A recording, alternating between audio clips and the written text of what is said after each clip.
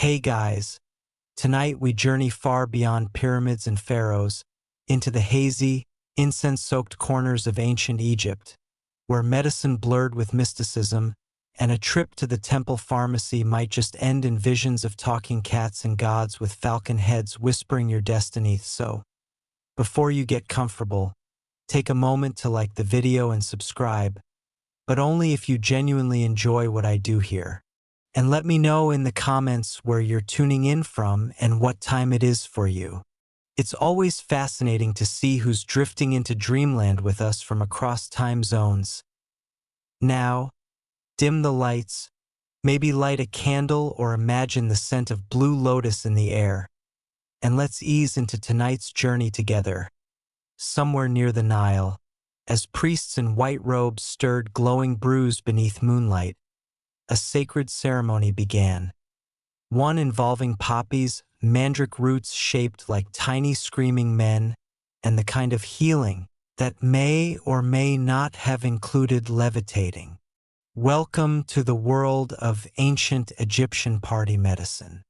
Part 7. Cannabis? When the pharaoh's head priest rolled one for the gods, sacred herb? Or just a really spiritual munchies session? Before Bob Marley, before Rastafarianism, before that one college roommate who called himself a hemp wizard.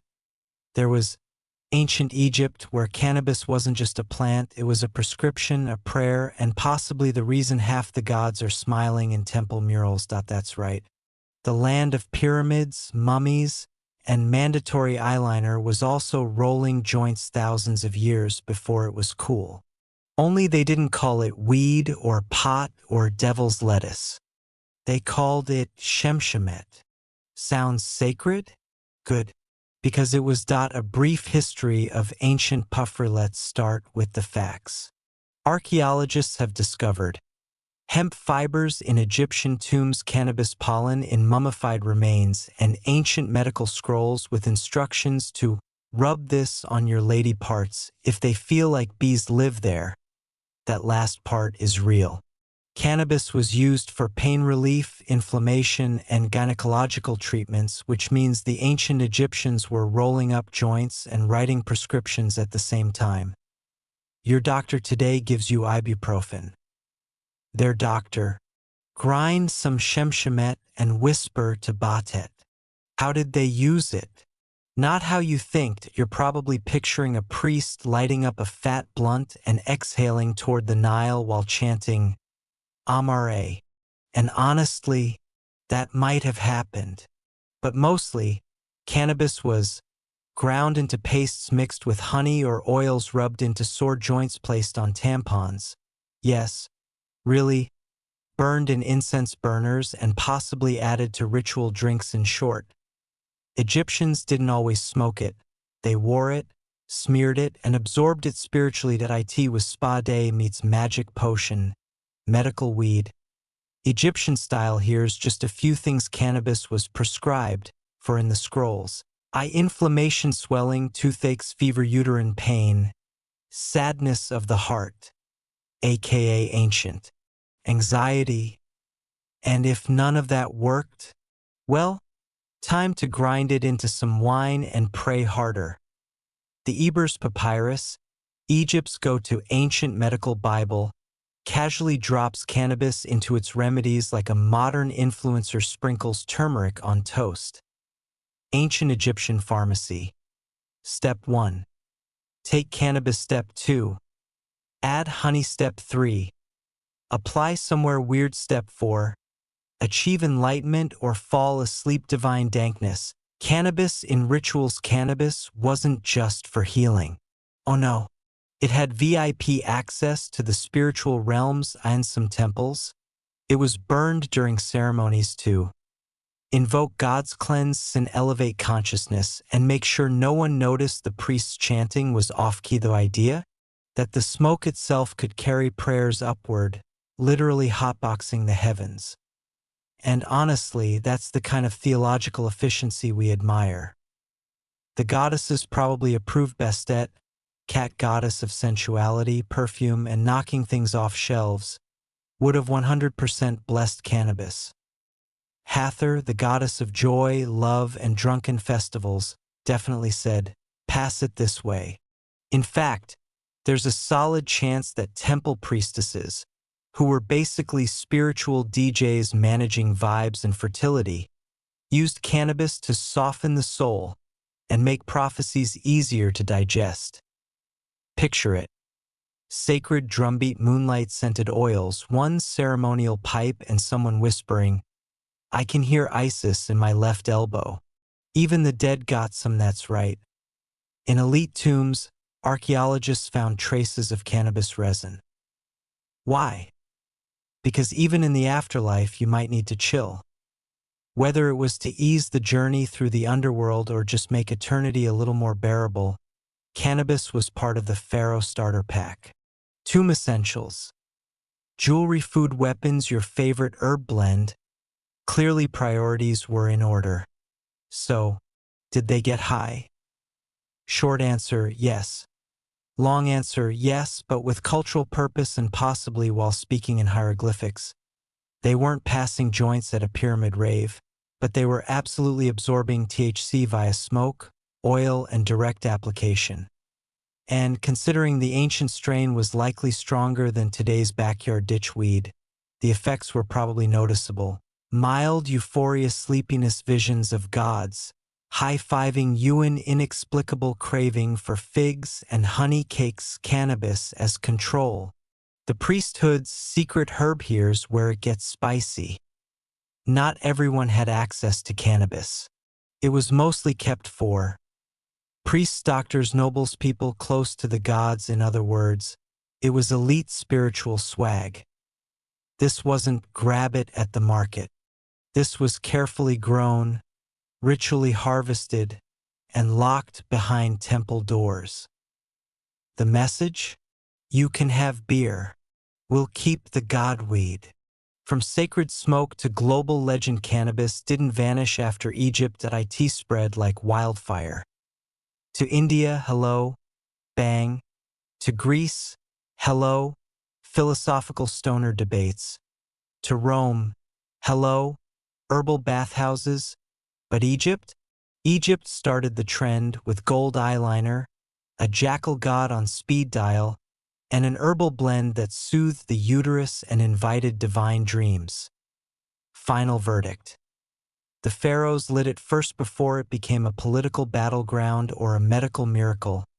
Cannabis in Egypt was just sacred relaxation, a plant that healed the body, softened the spirit, opened the mind, and possibly caused the first recorded munchies when someone ate 14 loaves of temple bread and blamed Anubis. So next time someone lights up, just whisper, "The priests of Karnak did it better."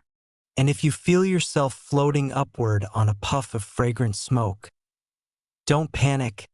It's just Batet welcoming you to the chill zone. Part 8. Opium, importing nightmares from the Mediterranean, and the gods didn't say no. Because sometimes enlightenment comes in a jar marked, "Do not inhale too deeply." Let's talk about the ancient world's most controversial house guest, opium. It wasn't born in Egypt. Oh no, this troublemaker came from the Aegean and Near East, smuggled in through merchant ships, wrapped in linen, and whispered into temples like a sacred secret. And once it arrived, Egypt didn't just adopt opium. They dressed it in gold, gave it a purpose, and wrote prescriptions that would make a modern pharmacist scream into the void. Where did opium come from? Opium was derived from the opium poppy, or Papaver somniferum, a flower that looks like it should be in a wedding bouquet, until you realize its sap could knock out a grown man faster than a crocodile bite. The sap, when dried, became a resinous blob of doom, the ancient equivalent of a sedative, painkiller, and spiritual backdoor rolled into. 1.it came in small ceramic jars, sometimes shaped like poppy pods, and always carried quietly and reverently, as if the merchant knew exactly how dangerous this innocent-looking paste really was. How did the Egyptians use it? Poorly, brilliantly, and occasionally fatally. Opium was not street food. You didn't just wander into the bazaar and ask for a double dose with honey. Please. This was sacred pharmacy, the kind of thing that sat in temple cupboards next to crocodile bile and powdered moon dust. What they used it for: extreme pain relief, broken bones, surgical prep, scorpion stings, existential dread, sleep aid, particularly for the rich, the sick, and screaming infants. Yes, opium baby formula was a thing. Spiritual visions, when you wanted to skip the blue lotus small talk and go straight to seeing Osiris cry. Ritual purification, because nothing says clean soul like forgetting you have a body. And yes, it worked. It worked too well. Administered by priests, doctors, and other confident lunatics, opium was never taken casually.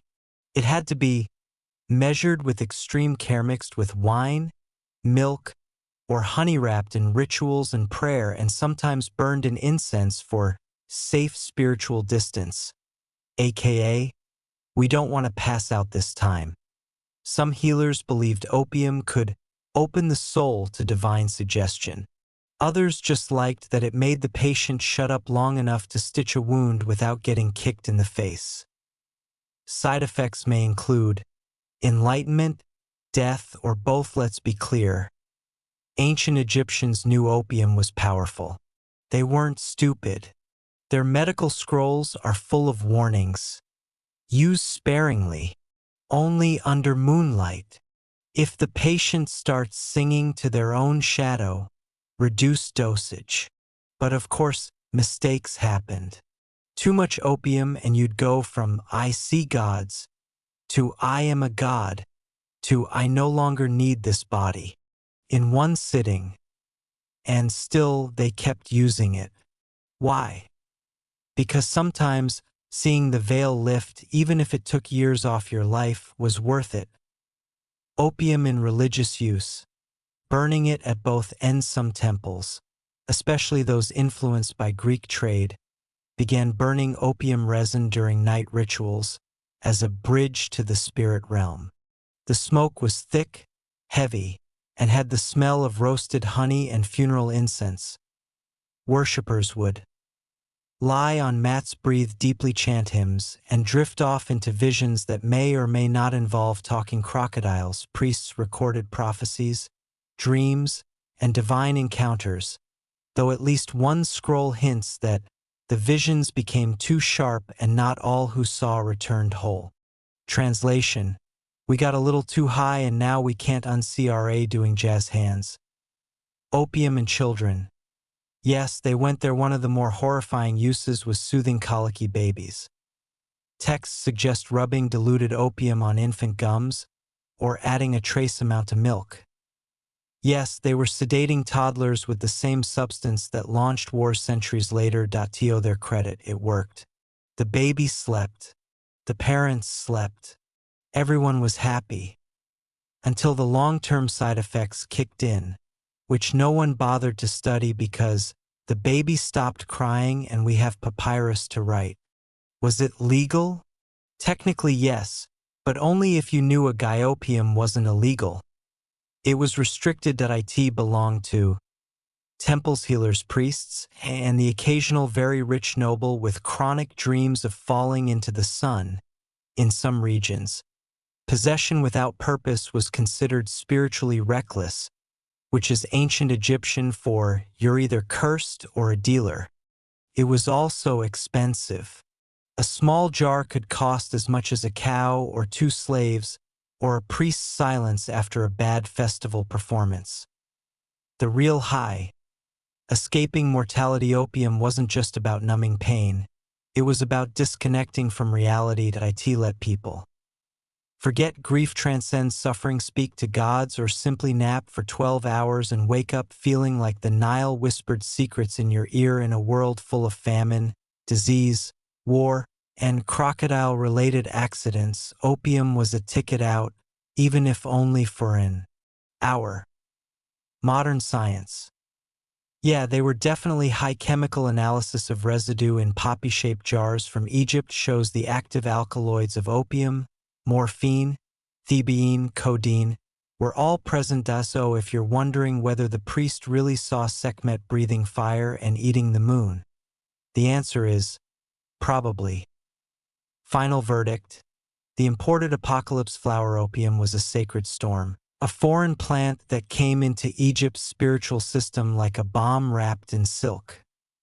Used correctly, it healed. Used poorly, it destroyed. Used frequently, it turned dreams into hallucinations and hallucinations into religion. The Egyptians, brilliant and reckless as always, embraced it anyway, because even when they feared it, they respected its power, and no true worshipper of the divine ever said no to power. Part 9. The Temple of High Priests, Secret Drugs, Divine Trances, and the original Don't Tell the Pharaoh Club, because sometimes the path to God starts with a cup, a chant, and absolutely no witnesses. If you thought ancient Egypt's sacred substances were just for healing sore joints and calming the occasional haunted womb, think again. There existed a very specific class of priest, higher than high, whose job wasn't just to chant or light incense. It was to transcend reality, then report back with helpful notes. These weren't your neighborhood priests. These were the divine astronauts of the ancient world. And what fueled their journey? Every single substance. We've just talked about it once in secret. Under temple domes that echoed like the inside of a god's skull. Welcome to the Temple of the High Priests, a real place, but also a metaphor for where your brain goes when you mix mandrake, lotus, cannabis, and opium with religious fervor and decide to see what happens. Who were these guys and sometimes gals? They weren't just priests. They were Pharaoh whisperers, vision interpreters, chemical navigators, and spiritual bouncers between the mortal and the divine. Trained from youth, they lived in isolation within temples, learning not just prayer but ritual pharmacology, the art of dosing the soul without killing the body. Most didn't marry. Some didn't speak. All of them had access to the sacred stash that normal people never even saw. And yes, they had their own drug cabinet. Locked, guarded, engraved with seriously. Don't open unless you want to become a lizard. The ritual of the night journey, at least once a lunar cycle. These high priests entered a ritual trance ceremony called the Permarat, or Path of Balance. Sounds peaceful. It was not. Steps included fasting 4 days, bathing in lotus-infused water, drinking a temple brew, usually wine mixed with mandrake, blue lotus, cannabis resin, and a hint of opium, entering a sealed chamber filled with kiffy smoke, chanting the 42 names of Ra until something answered back. Was this safe? Absolutely not. Was it effective? Oh, you bet. Priests came out, pale, sweating, speaking in riddles, claiming they saw Thoth playing a harp made of snakes, and people believed them. Because only the high priests had divine clearance to trip this hard and not get smited for it. The elixirs of truth, ancient Egyptian microdosing, but aggressive priests often carried small flasks filled with what they called zeptepi nectar, named after the mythic first time, the moment of creation. This nectar wasn't sweet. It was a highly concentrated, multi-herb psychoactive infusion. The recipe was secret, passed down only to successors, and it was sipped drop by drop before major rituals. Effect: 5 minutes in, euphoria 10 minutes in, you can hear people's thoughts 30 minutes in, you realize you are the Nile 45 minutes in, the statue of Anubis starts blinking. Only the high priests were trained to stay conscious through it. Lesser initiates fainted. Outsiders who snuck a sip were never quite the same. Secrets were sacred, and so was silence. Here's the thing. No one outside the priesthood knew exactly what happened during these rites. Why? Because speaking of visions to outsiders was forbidden. Violation meant exile, or worse, the gods would know, and Egyptian gods were petty. That's why records are scarce. But those few we do have, terrifyingly poetic. I walked the blood river of Maat and came back mute. Hathor fed me a bowl of stars. I have not eaten since. The eye opened. I closed mine forever. Modern translation. Dude, I am never doing that combo again. The secret ingredient no one talks about. Sound high priests didn't just take substances. They used sound to enhance the trip. Chanting, gongs, bone flutes. Each temple had its own acoustic toolkit, designed to vibrate through the body and trigger altered states even without herbs. Combined with sacred substances, it was like putting your soul in a blender made of honey and lightning. Point 1 scroll suggests that chanting a single phrase in a certain pitch could release the ka from its bindings. Today we'd call that a seizure. Back then it was divine alignment. Why go through all this trouble? Because someone had to interpret divine omens, choose the right day to crown the pharaoh, mediate with angry gods during plagues, and explain to the public why the moon was bleeding that one time. Only the high priests, hopped up on god juice and blind faith, were brave or foolish enough to go ask the gods directly. And when they came back, trembling and radiant, everyone listened. Because, hallucination or not, they spoke with authority. Were there casualties? Obviously. Some never woke up. Others woke up wrong. Speaking in tongues, afraid of sunlight, convinced they were jackals. At least one priest reportedly ran into the desert shouting about snakes in the sky and was never seen again. But no one said, "Let's stop." They said, "Next time, lower the mandrake. And maybe warn me before the eye opens." Legacy. The original psychedelic church. Thousands of years later, the echoes of these practices show up in oracles of Delphi, shamanic rites, Sufi spinning, Amazonian ayahuasca ceremonies, modern healing retreats that cost $6,000 and involve too much drumming. But Egypt wrote the manual and then burned it because some truths weren't meant for papyrus. Final verdict. The Temple of the High? Enlightenment, but don't try this at home. This wasn't recreational drug use. This wasn't, hey, let's vibe and paint the pyramid. This was full-contact spiritual warfare against ego, fear, ignorance, and mortality. And only the mad, the brave, or the deeply ordained dared to participate. So the next time someone says ancient Egyptians were primitive, just remind them.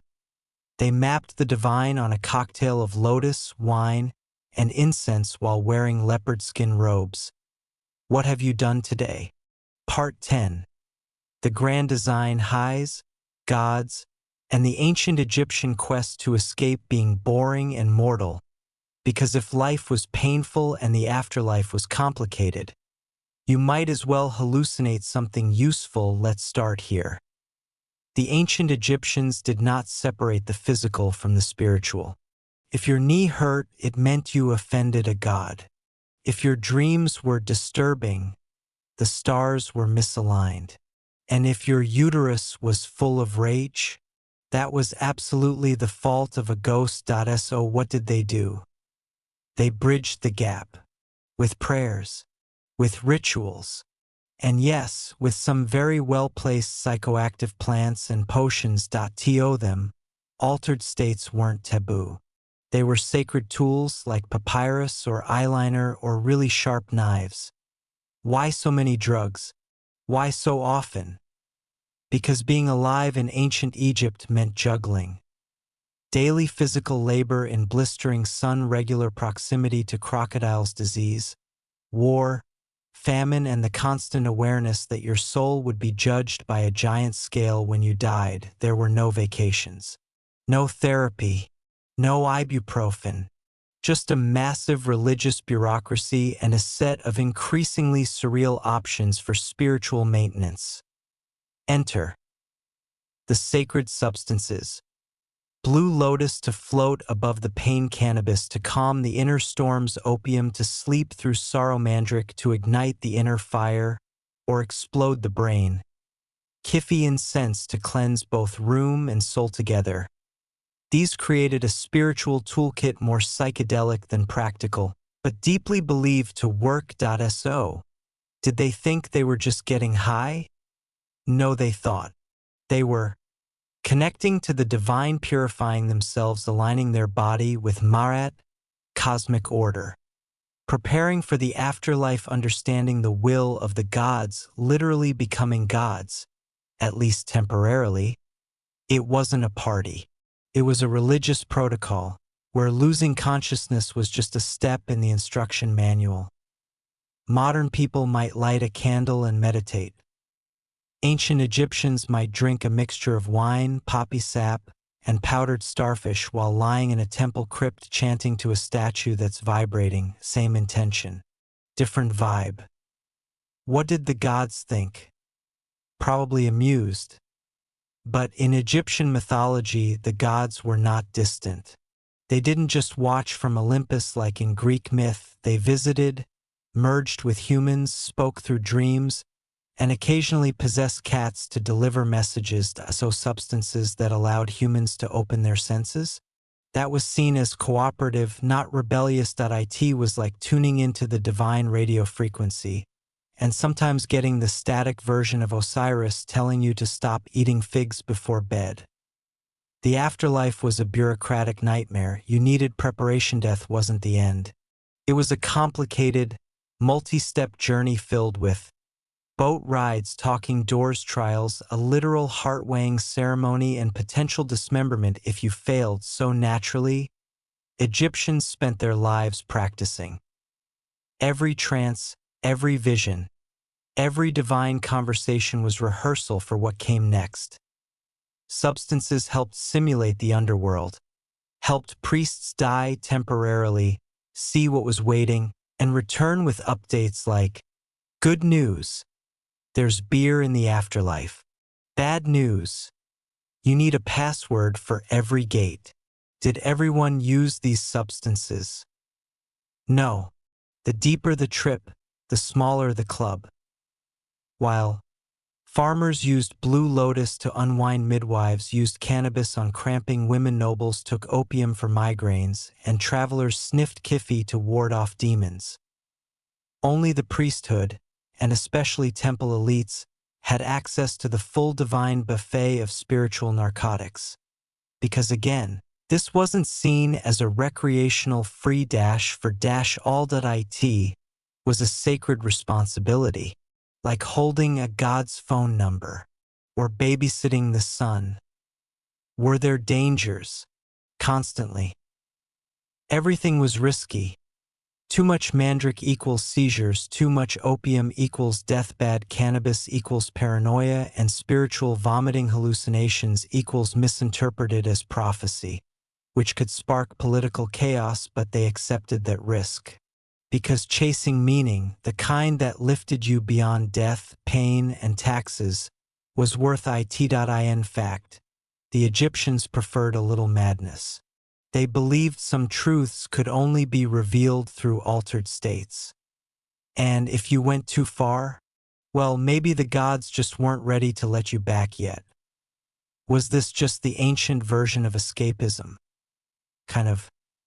But unlike modern escapism, binge-watching, scrolling, hiding in a blanket fort of denial, Egyptian escapism was intentional, curated, glorified.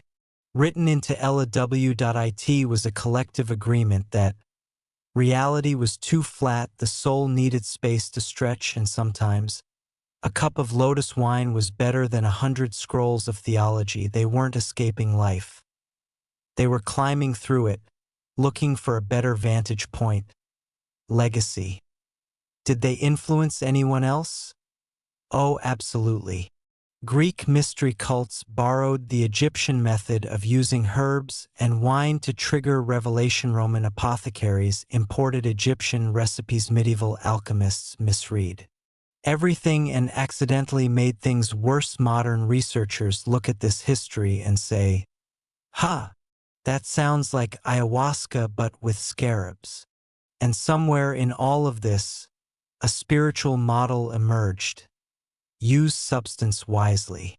Seek the divine. Exit the body. Return with purpose. Don't talk to statues unless they talk first. Final verdict. Ancient Egypt got high to get holy. The Egyptians weren't high for fun. They were high with a plan, a vision, a chart, possibly a talking cat to guide them.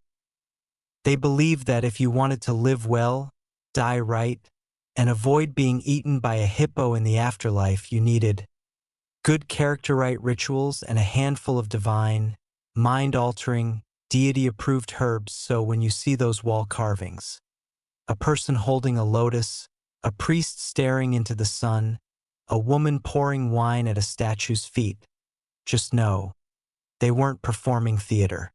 They were performing chemistry of the soul. And their favorite lab was the temple. Part 11. The pharmacist of the gods. How one profession controlled Egypt's substances, secrets, and scandals, because behind every great pharaoh is a guy who knows how to brew lotus tea with a hint of afterlife. Let's not kid ourselves. Pharaohs got the statues. Priests got the chants. But it was the temple pharmacist who had the real power. They were the only people in Egypt who could legally say, "Don't take that. It'll make you talk to walls for 3 days. Or worse, take this. Just don't ask what's in it." These were the seshparank, literally scribes of the house of life. Sounds poetic, right? That's because they couldn't just hand out herbs. They had to record, interpret, and sometimes invent the pharmacological backbone of Egypt's spiritual system. And yes, they wrote everything down, in neat rows of hieratic script, with ink made from charcoal and the tears of truth, which probably just meant wine. Who were they? And how did they get so cool? To become a seshparank, you had to be literate, already rare, be trained in temple medicine, even rarer, understand anatomy, spirit energy, herb interactions, and when not to accidentally kill someone with wild lettuce you studied for years. You copied scrolls until your hands curled. You smelled like old frankincense.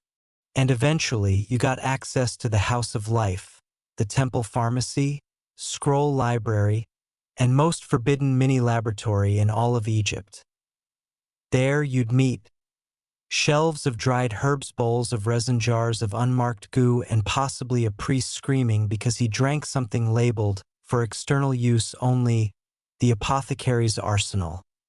More dangerous than a sword they worked with: mandracopium, sap, blue lotus petals, kifi, dust, cannabis, resin, saffron, which they believed could cure heartbreak, diarrhea, and demonic possession, sometimes all at once. They even had powdered mummified crocodile hearts, just in case someone needed a potion for courage. They didn't just hand these things out. They mixed them with honey, goat milk, wine, beer, temple water, and prayers. Sometimes they stirred with bronze spoons, sometimes with fingers, occasionally just with intense eye contact. The ethics? Questionable. The results? Spectacular. Here's where it gets spicy. The seshparank were not bound by modern medical ethics. Their job wasn't to heal you. It was to restore balance between you and the gods. If that meant inducing a terrifying hallucination to get a demon out of your spleen, done. Giving you a temporary coma so your soul could do a little recon in the underworld, fine. Prescribing 7 drops of lion sweat for your love life, Oddly specific, but here you go. These weren't quacks. These were religious chemists with zero oversight and a direct line to Horus. And yes, some probably experimented. That scroll labeled Dream Potion Unstable? Definitely a weekend project gone wrong. Gatekeepers of secrets and the first drug lords, these pharmacists weren't just mixing medicine. They were guarding formulas that calmed the dying, awoke the sleeping, opened portals, or at least the perception of them, let priests merge with divine entities, and kept powerful people slightly addicted to their services. If you were a pharaoh and your dreams started melting into nightmares, who did you call? Not the generals, not the scribes. You called the temple pharmacist, who'd show up with a ceramic jar, a vague chant, and eyes that hadn't blinked in 3 days. They controlled dosages, access, substitution. You asked for lotus. You got mandrake. Deal with it. And if they didn't like you, suddenly your love potion turned into a week-long trip through psychic crocodile hell. The recipes were guarded like state secrets, to be clear. You couldn't just copy down these recipes. Each seshparank kept their own grimoire, filled with ingredients, dosages, ritual timings, chant sequences, side effects, possible temporary loss of limbs, ethereal only. These scrolls were hidden, booby-trapped, some literally, some spiritually, passed down only to trusted apprentices, in some cases burned with the pharmacist when they died, because no one should ever use that potion again. So while the priests shouted hymns and waved incense, the real magic sat quietly in the back room, labeled in a language no one else could read. Did they ever abuse their power? Constantly, probably. Let's not pretend otherwise. You give one person a monopoly on psychoactive substances, the trust of kings, the authority to say, this potion will let you hear Osiris, and absolutely no external regulation. They're going to do some weird stuff. Some pharmacists likely invented fake ailments just to test new potion-spiked royal perfumes with tiny doses of obedience herbs, replaced hallucinogens with laxatives when they were mad, got very into making kiffy incense with extra ingredients no one else approved. Were they respected? Absolutely. Were they feared? Even more so. The apothecary and the afterlife, preparing you for the long sleep. Perhaps the most important job of a seshparank was preparing the dead. That meant embalming oils laced with sacred herbs, burial incense to calm the spirit, mouth opening potions to awaken the Ka in the next world, and herbal blends meant to escort the soul gently past the first 3 demon gates. They weren't just treating corpses. They were pharmaceutical morticians, making sure your spiritual paperwork was in order. And if they liked you, they might slip in an eternity-enhancing blend. If not, good luck explaining that to Anubis. Final verdict. The seshparank were the most dangerous nerds in Egypt. Forget sword-wielding generals. Forget charismatic priests. Forget dramatic pharaohs covered in gold. The real puppet masters were hunched over grinding stones, muttering to themselves and thinking, what if I mix poppy sap with fermented honey and chant the name of Thoth backward? They were pharmacists, alchemists, psychonauts, gatekeepers, record keepers, and possibly the first people in history to say, you're not hallucinating, that is a talking ibis. So the next time you think history is dry, just remember, ancient Egyptian pharmacists were crafting multi-herb god potions, hiding formulas in death traps, and controlling empires with tiny jars of dream paste. And that's before breakfast. Part 12. After the high dreams, demons, and the enduring echoes of Egyptian intoxication, because after you've touched the divine, going back to normal feels like chewing sand. The trance is over. The blue lotus has wilted. The mandrake roots are back in their clay jars. The priest who swore he saw Anubis in his soup is now muttering quietly in the corner. Welcome to the morning after in ancient Egypt, a time of headaches, regret, and occasionally divine revelations that refuse to go away. Because if the high was the sacred conversation, then the aftermath was the divine hangover. And the Egyptians? They took it very seriously. What happens after you see the gods and they see you? Let's set the scene. You've just spent 8 hours lying on a temple floor, drenched in Kifi incense, your tongue still tasting of wine, your hands covered in blue lotus oil. You had visions, some beautiful, some horrifying. Now the sun rises. You wake up and you're not the same. Some priests called this the reverberation. Others referred to it as the return of the Ka. Either way, they knew it well. The part where the gods stopped talking, and the world suddenly felt too small for what you'd seen. Symptoms of a divine hangover, not joking. They wrote these down. Post-ritual side effects included temporary blindness, shaking limbs, speech in dead languages, uncontrollable weeping, violent laughter, intense craving for honey cakes, a deep conviction that the moon was staring directly at you, and in some cases, the ability to hear colors. Yes, colors, and yet, this was expected. Even respected. That if you didn't come back a little broken, it meant you hadn't gone far enough.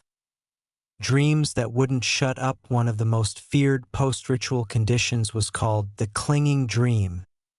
A priest would return from a sacred trance, and for weeks, sometimes months, they'd dream the same vision over and over. Not pleasant ones either, common themes. Being swallowed by crocodiles made of stars, talking to a second version of yourself made of sand, walking endless desert roads with no feet, listening to a statue whisper your name backwards while its eyes bled honey. Some priests believed these were trapped fragments of divine truth, still unfolding inside them. Others just wanted to stop screaming in their sleep. Demonic residue. When the spirits don't leave another risk. Residual presence. The Egyptians believed that if you opened your soul too wide, something might come in and not leave. Sometimes it was harmless. You felt cold in the sun. You started finishing other people's sentences. You suddenly knew the names of birds you'd never seen other times. Not so much. You lost your reflection. You heard footsteps in your tomb. Your cat began hissing at you. And, only you to fix this, priests conducted soul-ironing rituals, using chants, smoke, and strong beer to flatten out your spiritual wrinkles. Think of it like an ancient reset button that smells like goat hair and vinegar. Did anyone just quit after one trip? Oh yes. Some priests never did it again. Point 1 scroll reads, I drank the brew. I walked through fire. I returned wet and afraid. I now tend to fish. These were called the turned backs. Priests who had touched too much truth and chose a quiet life afterward. They were not shamed. In fact, many were revered as holy dropouts, closer to the gods than those who kept going. They often became hermits, poets, diviners, or the weird guy who always stared into puddles. Social fallout. Try explaining this to your boss. Not everyone respected the high priest's visions.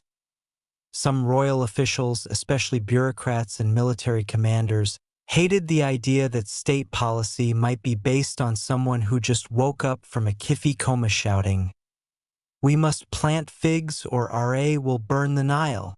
There are records of palace scribes calling these rituals dangerous, indulgent, and full of smoke.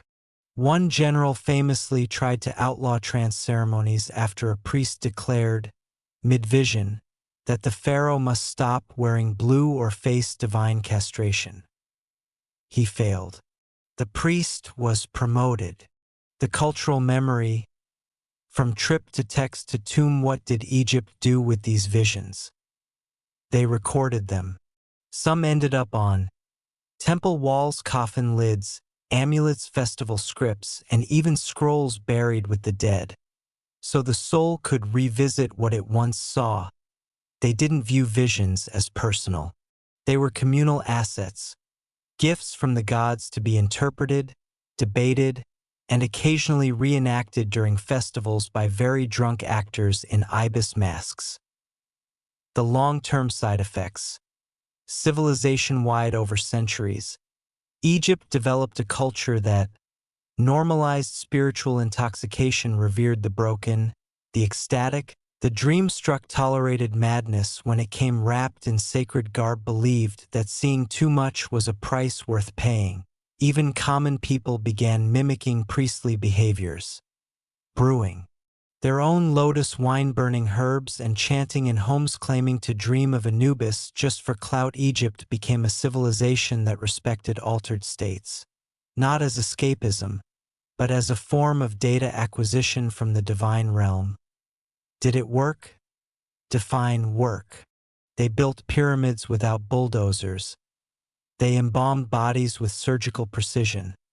They mapped the stars better than some modern software. And they told stories that still echo through time. All while sipping on potions that would make a modern rave look like weak tea. So yes, it worked. In its own wild, incense-choked, goddess-kissed, occasionally mandrake-poisoned way. Final verdict. After the high, Egypt kept climbing. The trip ended.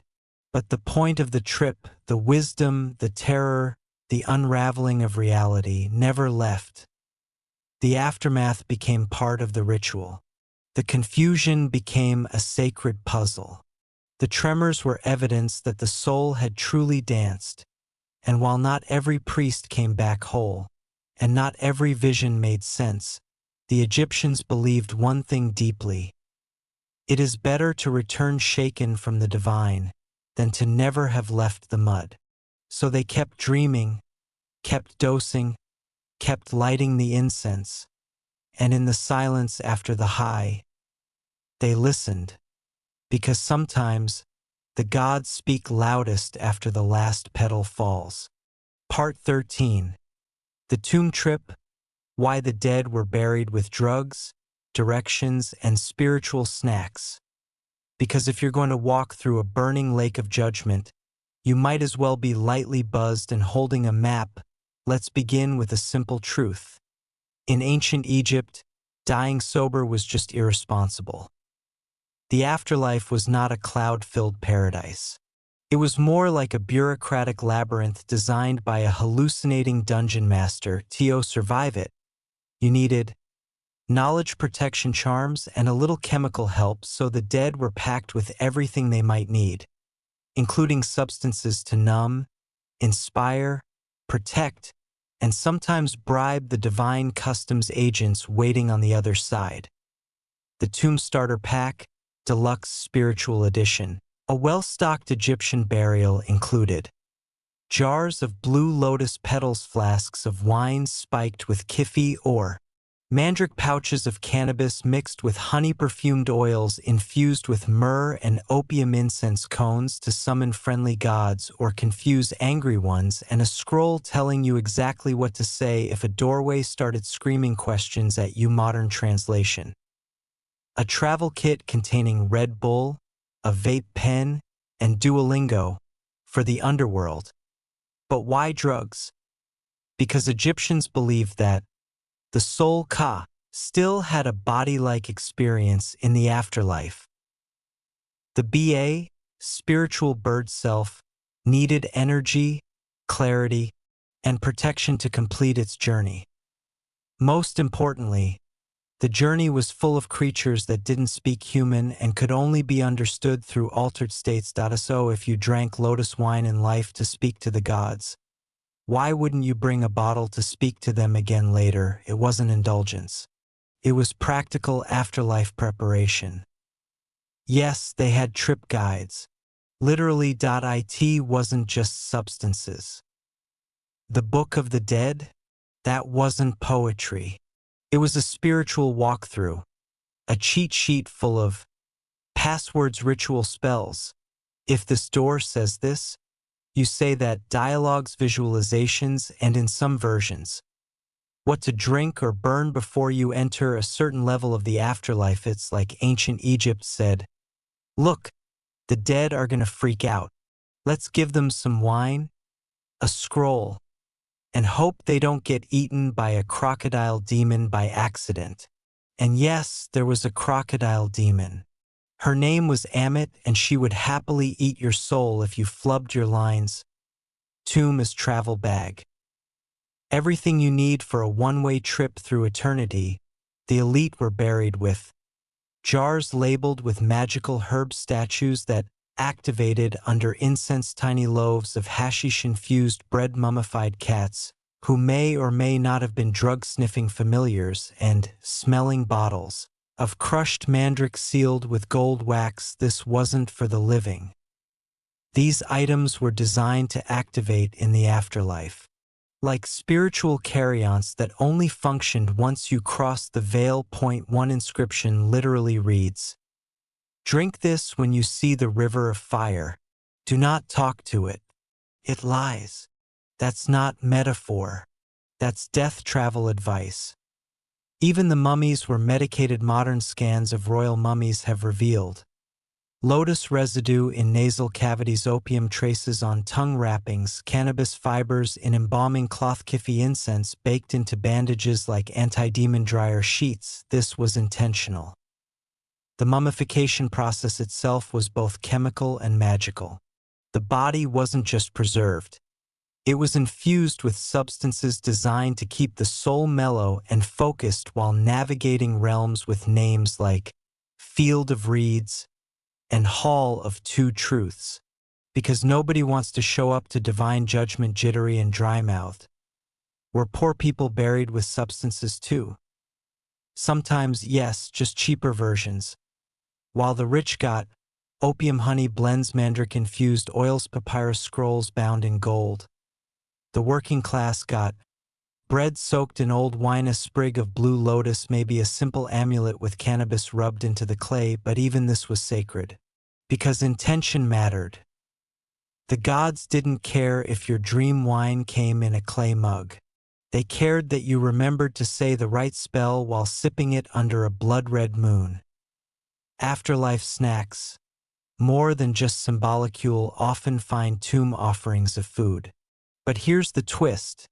Some of that bread had mild hallucinogens, fermented fig paste, crushed sacred flowers, even traces of tobacco-like herbs, likely imported.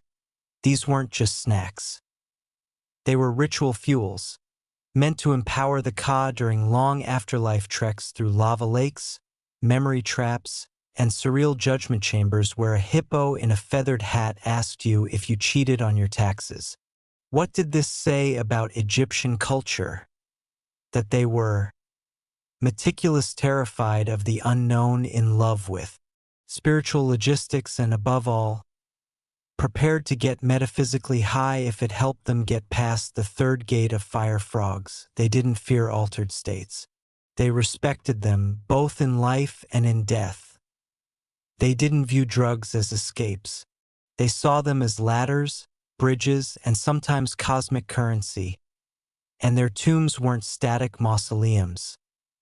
They were launch pads, spiritually pressurized and loaded for deep space soul travel. Final verdict. In Egypt, you never really died. You just got really high in a new dimension. Let's be honest, if you lived in a world where the gods argued the sun had to be defended from chaos serpents every night and your soul could be eaten if it didn't pass a vibe check, you'd probably pack a little opium for the road too. So the next time someone says ancient Egyptians were obsessed with death, you tell them this: no, they were just excellent trip planners who believed that after the body drops, the real party begins. And it's BYOD. Bring your own drugs. Part 14. The secret ingredient was always control. Who got the good stuff and who just got beer, because spiritual enlightenment was a hierarchical privilege, and the commoners got left with the leftovers. Let's set the scene. Imagine. You're a temple elite. Your hands are stained with lotus oil. Your nostrils are lined with the sweet stench of kifi. You've just been gently tranced by a combination of incense, wine, and whispered prayers that sound suspiciously like a cat meowing in reverse. Now, zoom out. There's a crowd outside the temple walls, sweaty and sunburnt, desperately waving coins and grain, begging for the same divine enlightenment. And what do they get?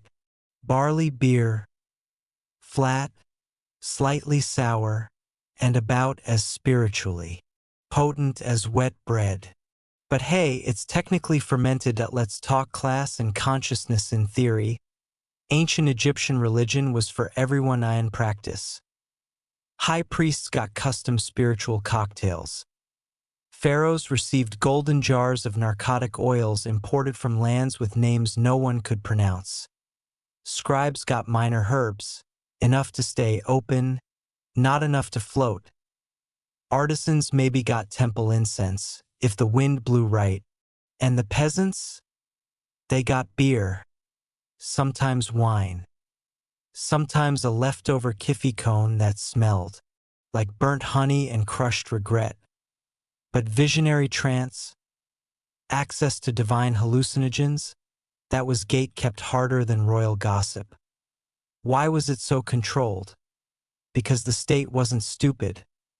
They knew that when people started seeing gods in their kitchens or getting prophecies from dancing snakes in their cabbage fields, things got messy. Drugs that altered consciousness were weapons. And like any good weapon, they were regulated, recorded, restricted to those with holy licenses and really dramatic wigs. Temple priests were trained not just in theology but in dosage, timing, and crowd control. That a poorly timed Blue Lotus trip could start a religious cult collapse. A tax office caused someone to declare their cat a god again. So the substances were reserved for the initiated, those who had climbed the religious ranks, passed the sacred tests, and promised not to freak out if they met their dead uncle in a dream swamp. Did people ever sneak the good stuff? Oh yes.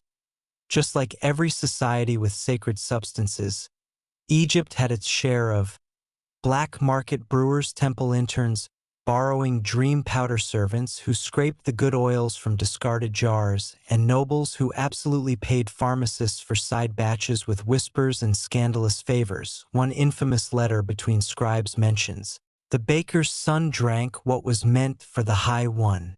Now he believes he is the moon. He will not wear pants." Even the gods played favorites. The pantheon had preferences. Hathor, goddess of joy, sex, and party wine, was all about communal inebriation. Her festivals involved ritual drunkenness, dancing, and probably accidental nudity. Thoth, god of writing and sacred knowledge, demanded precise trances. His priests microdosed and chanted calculus. Sekhmet, lioness of rage, required blood and incense, and her rituals were so intense that people fainted just from watching. So yes, the divine realm itself had rules about who could trip and how hard. Break those rules, and you didn't just get a headache, you got spiritually spanked. But didn't the peasants deserve visions too? They tried. During major festivals, temples would open their doors and let the public inhale the faintest, most diluted traces of the good incense. Sometimes this led to emotional breakthroughs, spontaneous dancing, accidental fainting into sacred ponds, but for most, it was theater. A taste. A wisp of smoke from the divine kitchen they'd never enter. Because in the end, the peasantry wasn't meant to see the gods. They were meant to trust the ones who did. Did anyone ever revolt over this? Sort of. There are stories of rogue sects, rural prophets, and wandering mystics who claimed divine visions after consuming wild herbs without permission. They often ended up exiled, ridiculed, or accidentally worshipped by local goat herders for a generation or two, but the state always pushed back, reminding everyone that true vision is regulated vision. They even had scrolls like a list of acceptable substances for divine contact, and which ones will just make you yell at furniture. Final verdict. Spiritual access was a luxury good in ancient Egypt. Your proximity to the gods wasn't based on faith.it, was based on rank, ritual role, and whether or not you had access to the good, vision-inducing, perfectly aged lotus wine meets opium incense blend. The poor drank beer. The powerful drank reality liquefiers and stared into the sun until it blinked back, so the next time someone tells you ancient religions were egalitarian, remind them that even 3,000 years ago, the front row seats to enlightenment were reserved. And sometimes, the only thing standing between a field worker and a talking crocodile god was a locked herb cabinet. Part 15. The high that lingers, how Egyptian intoxication shaped later civilizations, cults, and our modern obsession with spiritual chemicals, because Egypt may be dead, but her recipes are still kicking. Let's start with a blunt truth. Pun absolutely intended. Everything modern people think is New Age, mystic, or woo-woo was already done in Egypt 3,000 years ago, better, weirder, and with way more incense, sacred herbs, medicinal wine, astral projection via fermented honey, guided vision, quests with incense scripts. Egypt invented the syllabus. Everyone else just copied the homework. From Nile to Oracle. The Greco-Roman remix. When the Greeks showed up and saw what Egypt was doing, they didn't say, "Wow, that's weird." They said, "Write that down. Write all of that down." Pythagoras, Plato, and most of your favorite toga-wearing philosophers studied Egyptian temples like spiritual fanboys. They took ritual structure, herb use, trance states, and Egypt's frankly outrageous god aesthetics, and exported them into Greek mystery cults like those of Demeter, Dionysus, and the totally not suspicious Eleusinian mysteries, where people tripped so hard on barley beer laced with psychoactives that no one was allowed to talk about it. Ever? Sound familiar? That's just Egyptian. Dream logic in a Greek toga. Early Christianity? Still smelling like lotus oil. You didn't think Christianity emerged in a cultural vacuum, did you? Monks using incense to induce trance? Saints having visions after fasting and wine? Sacred bread and blood of the divine, wine as transformation rituals? Egypt did it first. Even the Desert Fathers, the first monks, lived in Egyptian tombs, practicing ascetic high-through-hunger techniques that mirrored ancient temple fasts.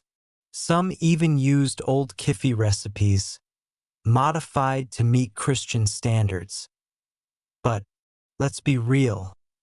A little myrrh, a little honey, and suddenly Brother Matthew's speaking fluent angel. Alchemy, that nerdy European hobby? Straight from the Nile. The word alchemy itself comes from alchemia, meaning the Egyptian art. Because when medieval Europeans found ancient Egyptian scrolls full of symbols, recipes, and mysterious instructions like burn under moonlight, inhale, speak the name of Thoth thrice, they didn't go, ancient chemistry. They went, this must be how we turn rocks into gold. Oops. But jokes aside, every medieval apothecary, astrologer, and wizard worth their salt had Egyptian roots in their toolkits. They burned the same herbs. They whispered the same chants. They kept the same drug recipes hidden in locked cabinets covered in owls and stars. Witchcraft, paganism, and all that jazz, whether it's Wiccans calling quarters, or witches anointing themselves with flying ointments, or New Age circles burning bundles of sacred smoke. before chanting into a quartz bowl. It's all echoes of Egypt. The sacred herb blends, Egyptian. The trance-inducing music and rhythm, Egyptian. The incense trails used to guide the spirit out of the body, take a wild guess. Even the concept of plant spirits, soul journeys, and herbal gateways to the divine.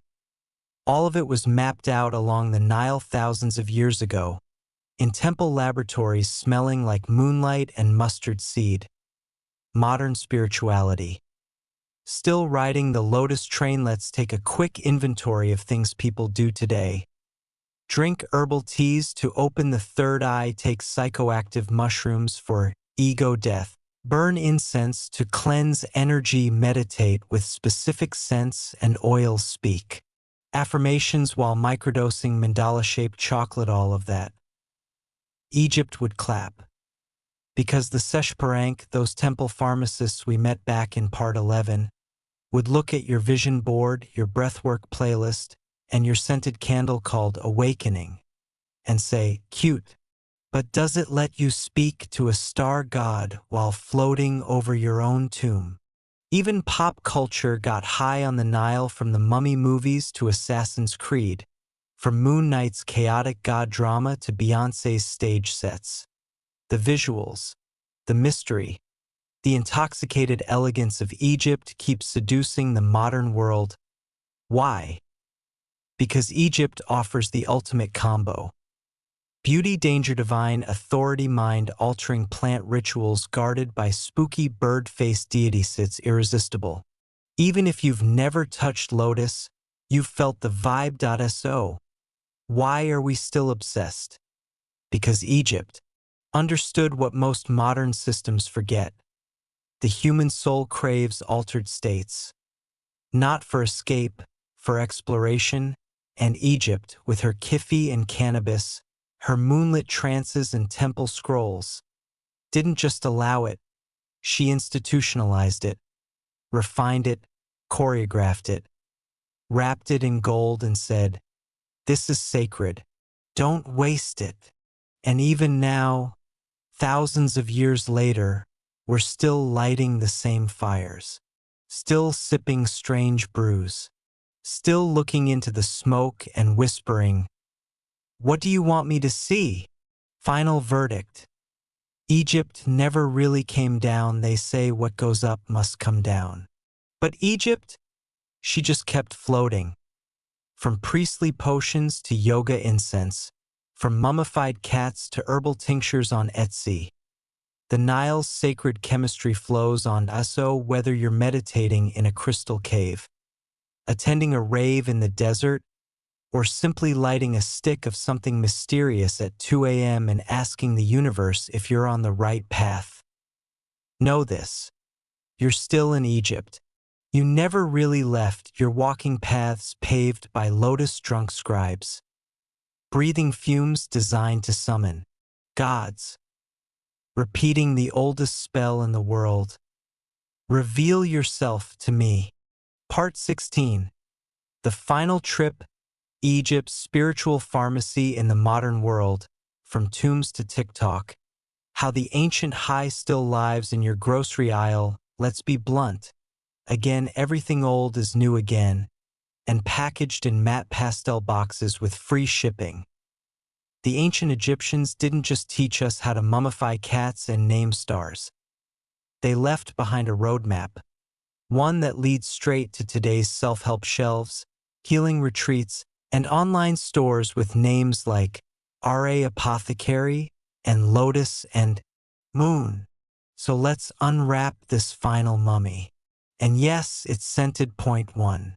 Blue lotus, from sacred Nile flower to TikTok elixir, what once floated in temple pools and got priests mildly divine. Now it floats in essential oils, herbal tea bags, vape juice, alcohol-free wine, because enlightenment, but also liver care. It's sold as a natural dream enhancer and stress reliever. Back in 1200 BCE, it was a cosmic hotline to Hathor herself, Same flower, different font. And yes, influencers now post 30-second reels of themselves sipping lotus wine and giggling into the abyss. The comments? Ancient Egyptians were on to something. Yes, Jessica. Yes, they were point two. Kiffy, from temple smoke to boutique candle, Kiffy used to be a sacred blend of over 16 ingredients brewed by high priests in silence, burned only after sunset, used to summon clarity, dreams, and divine favor. Today, you can buy it as candle called Pharaoh's Sleep, roll-on aromatherapy stick, loose incense in jars with fonts that look suspiciously like Comic Sans, and while no one's getting divine messages from Thoth anymore, unless he's on Discord, the calming effects? Still legit. Ancient wisdom in a $14 Etsy tin. Point 3. Cannabis, from mummified remedy to legal dispensary. We now know that ancient Egyptians used cannabis for inflammation, eye conditions, and female reproductive health. They likely burned it in temples and brewed it into medicinal oils. It showed up in tombs, mummy wrappings, and coded medical scrolls now. It's legal in dozens of countries, comes in gummies, oils, bath bombs, and dog treats, and is praised as both a recreational relaxant and spiritual enhancer, and some modern users still burn it during meditation, just like priests once did beside a statue of Batet. Coincidence? More like cultural reincarnation. Point 4. Mandrake, the spicy nightshade of witch talk. The screaming root. Ancient Egyptians used it as an aphrodisiac, a mild sedative, a gateway herb to the gods. Now it's romanticized in witchcraft communities, grown in garden pots by suburban goths, turned into handcrafted dream bombs, sold with disclaimers like, "Please consult your physician before using this potion to enter parallel dimensions. And don't worry, no actual roots scream, unless you forgot to water them." 5. Opium, the lost queen of rituals, now behind a pharmacy counter. This one's more complicated. Opium was once mixed into religious ointments used in childbirth, said to invite the gods into statues during temple rites. Now it's a regulated pharmaceutical, a public health crisis, a lesson in what happens when divine medicine becomes mass production. The message: the Egyptians knew moderation, modern folks not so much, which is why you can buy Blue Lotus tea at the grocery store, but not opium honey. Number 3. For good reason. 6. Ritual trance, from temple drum to guided meditation app. Gone are the days of rhythmic drumming in incense chambers. Now we have, for 32 Hz sound bath playlists, binaural beat apps, meditation guides that whisper, breathe in and see the light of the falcon god Horus. And if you're wondering where the altered state went, it's been rebranded as mindfulness. But the goal? Still the same. To silence the ego, to glimpse the divine, to momentarily step outside the ordinary and hear something older than thought. Point 7. Funerary rituals, mummification 2.0. Okay, maybe no one's stuffing organs into canopic jars anymore yet, but eco-burials? Custom grave perfumes? Spiritual death doulas? Mushroom burial suits? Modern death culture is slowly drifting back toward ritual, toward the sacred, toward preparing the soul, not just the body. And who did that best? Guess. Hint. Rhymes with Egypt. 8. The priest is now. You in ancient times, you needed a priest, a scroll, a temple, a government permit. Today, you need a phone, a playlist, a cup of Blue Lotus tea, and maybe a cat who won't leave your meditation mat. You are the pharmacist, the mystic, the channel, and the ancient tools, they're at your fingertips. Literally. On Amazon. With 2-day shipping, final verdict, we're all still tripping.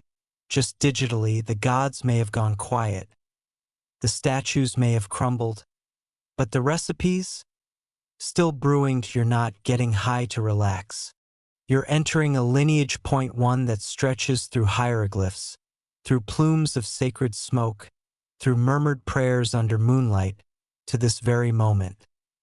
You, your brew, your candle, and the soft, ridiculous knowledge that the Egyptians saw this coming.